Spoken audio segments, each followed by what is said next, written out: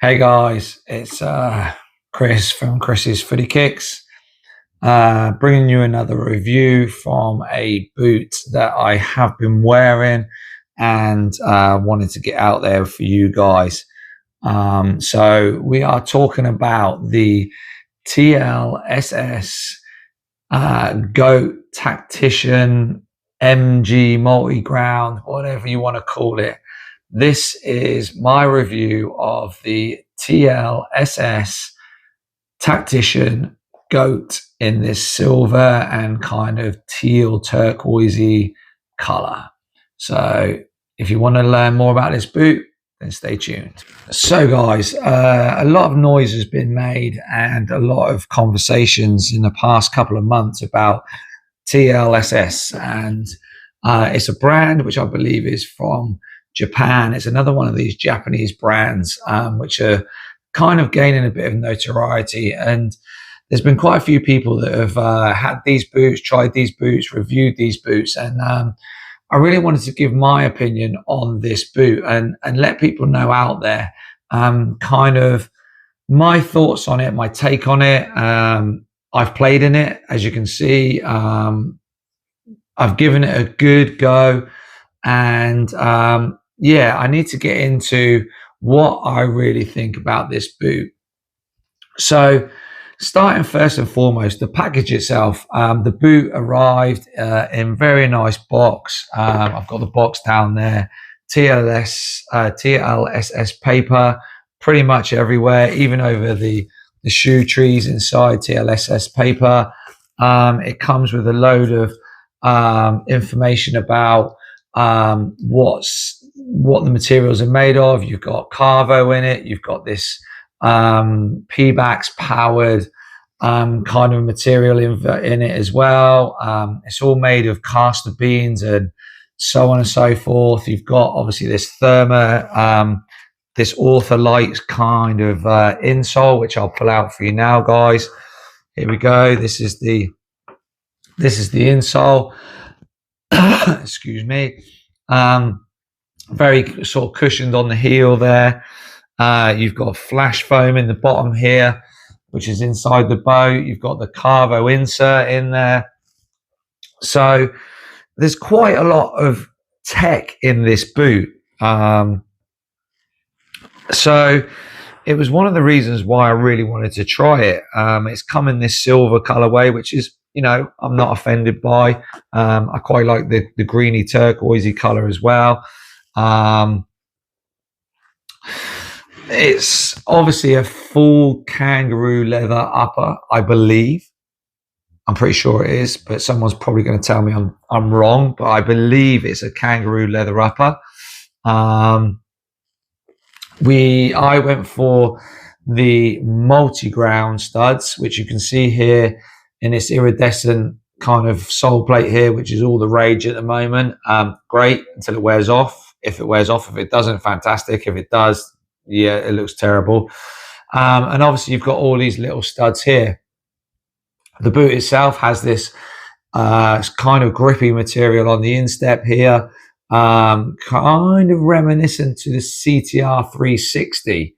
Obviously lots of boots have had microfiber and different finishes on the surfaces. Obviously you've got the Predator, which has its rubber elements. You've got the F50s, which have kind of that texture on it. It's supposed to add a little bit of grip and stuff like that.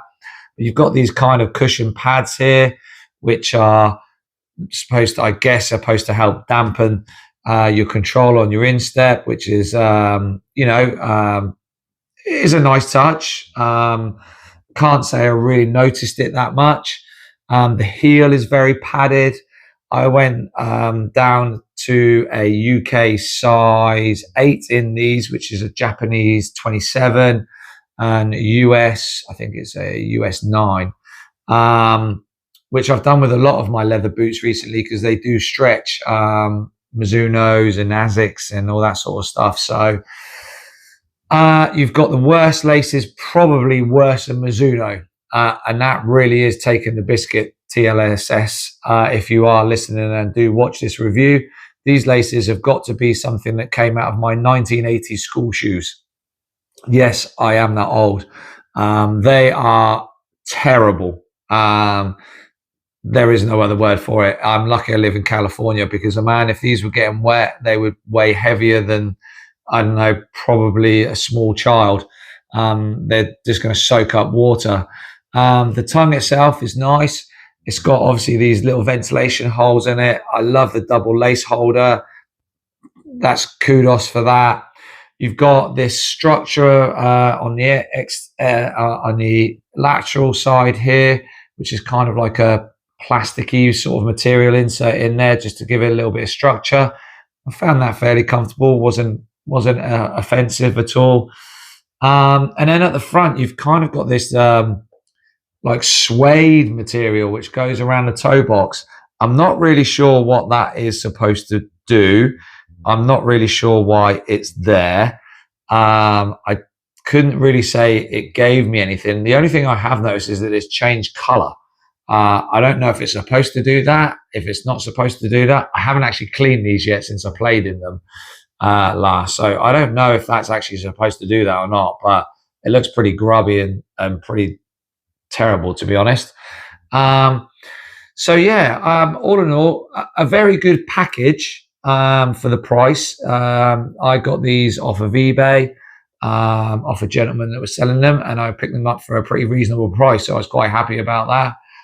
Durability wise, bit of peeling coming from the back of the boot here. So that's obviously not ideal. Just there. The other side's kind of the same as well. So that will kind of be a little bit left to be desired, and see how that lasts and how well that goes. Went for the runner's loop, as I do on a lot of my boots these days, because the lockdown in a lot of boots is absolutely terrible. But with the runner's loop and the cushioning in the heel, I found it pinched the back of the heel really well, and the lockdown was pretty good. The fit itself overall, good, really quite nice actually, very comfortable. The padded leather here is obviously very padded. I'm probably going to shoot myself in the foot now when someone tells me, oh, it's actually a synthetic leather. Either way, if it's a synthetic, it's pretty amazing. If it's a normal leather, it's pretty amazing.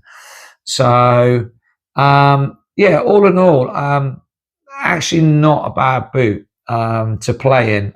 Quite enjoyed it. Obviously out in California now, we are pretty much coming into the summer months. It's been 90 every day, what seems to be like for the last 3 years, even though it's probably only been about 2 weeks. We've had a couple of 104, 105s. So the pitches now in and around the area are starting to really go hard now. We've not had any rain. Some of them are watered, but they don't overwater them, so they are becoming quite firm. Hence the reason why I went for the multi-ground, because I just thought the studs would be a little bit shorter than the FG and would be a little bit more accommodating. That brings me to my biggest disappointment in this boot, and that is the sole plate. For some reason, and I don't know why, bearing in mind that this is a multi-ground boot with the smallest studs in the world, stretching right across the bottom of the sole of the foot there, even to the rear.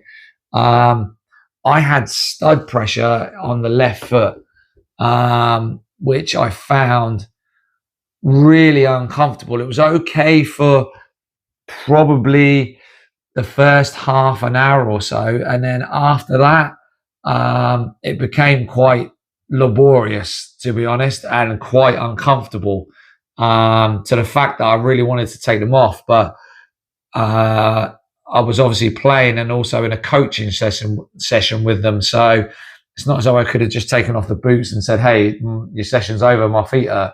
Well, I suppose I could have said that, but I didn't. So yeah, I had to kind of play on with them. Don't get me wrong, man, I've been playing for 40 plus years, so I'm used to a bit of stud pressure on certain boots, but to have it in an MG rather than an FG was quite shocking, to be honest. I would not expect to feel stud pressure anywhere on my sole in a multi-ground boot, regardless of how good or bad the pitches are. Don't get me wrong, back in the UK when you played, the pitches go like rock for that small period of time because there's no rain and they don't water the pitches. Here, the pitches are actually being watered. Okay, they are a little bit on the firm side, but they are still being watered. So to get stud pressure from this boot is not ideal. Definitely not ideal. And kind of to the point where I'm like, whoa, okay, that needs to be addressed. Because if this had been an FG and I was tempted to get the FG, that I'm presuming, and I must only say I must presume, that the stud pressure would have been awful and I would have had to take the boots off. With the MG, I kind of got away with it, but not ideal. It was only in the left boot. I don't know why. I don't know any reason. Maybe my left foot is more sensitive than my right foot. I really don't know. But it did get to the point where I actually did have to seriously consider taking these off and just playing in my trainers. But I stuck with it. And obviously, got through to the end of the session with this boot on, but not great for me. I don't know whether or not that's because the sole plate, there's quite a lot of structure to the midfoot here. This is very stable. It bends in the right places. It doesn't bend in the middle. It's got lots of stability here. But I'm just wondering if this sole plate here is a little too thin. And TLS, if you are listening, I don't know what sort of pitches that you guys practice on or where you practice. And obviously, I know that some of these players that are obviously in these boots are going to be playing probably on some really good pitches. But for the average Joe, so to speak, that needs to be addressed, definitely, because you should not get stud pressure in an MG boot on a pitch which is nowhere near as hard as it would be at this time of year in the UK. Here in California, yes, I know it's warm, I know it's hot, but the pitches are still at a standard where you shouldn't be getting stud pressure. So that was a disappointment. Value for money, yeah. If you can pick these up for a good price, and I did pick these up for a good price, then definitely give them a go. If you really want to. I'm kind of not sure. I don't know at this moment in time. At this moment in time, I am loving Japanese boots. And ASICS, Mizuno have obviously stepped up to the mark with some of their boots, and they've been great.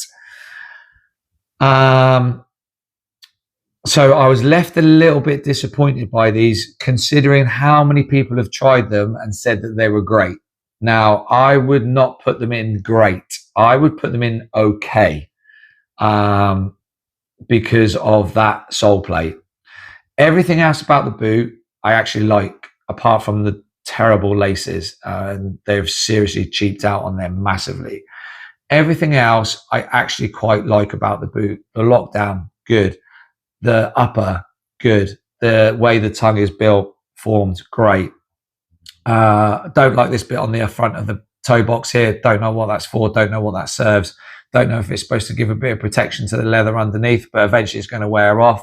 I drag my toes when I strike the ball, both left and right footed. So that's why both of the toes in most of my boots wear out quickly. So that's probably going to end up the same afterwards. So, stability wise, nice. This pass pad thing here, I didn't really feel a benefit to it, but that's not to say that somebody else might not. Durability, concerned about that. Again, here in this heel counter area here, you can just start to feel that peeling away after only like a few uses. The inside one, not too bad. The right hand boot, terrible. That's literally peeling off there. So durability wise, not the greatest. So yeah, where does that leave us? Final thoughts, I guess. So, final thoughts of the TLSS Tactician Goat. I am presuming that the GOAT stands for greatest of all time. TLSS, you need to scrap that if that is what it means. These are not the greatest of all time. Tactician, love that, definitely. The GOAT bit, drop. It's a good, okay boot. It doesn't do a lot for me. It's comfortable when you put it on foot, but that sole plate is a massive, massive miss for me. And that's something that needs to be addressed.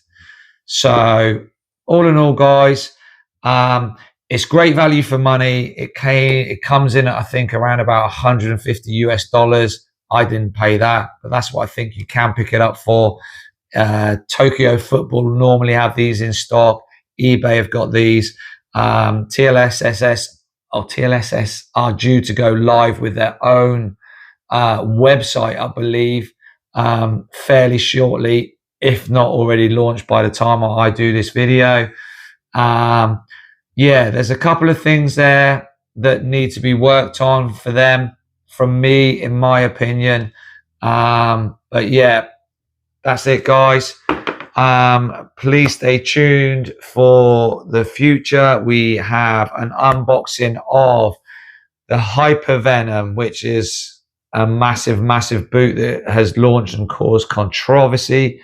I know I have the ASICS X Fly Pro 3. I know everyone asked for that after my DSX Pro Fly 5 Limited. And I've also got the Vinny Junior boots to unbox and do a little bit of a review on. So stay tuned, guys. Thanks for watching. Please leave your comments. Please subscribe. Please give a thumbs up. We are so close now to just 500 viewers, which is amazing. Thank you so much. And yeah, that's it from me. Stay tuned for the next video.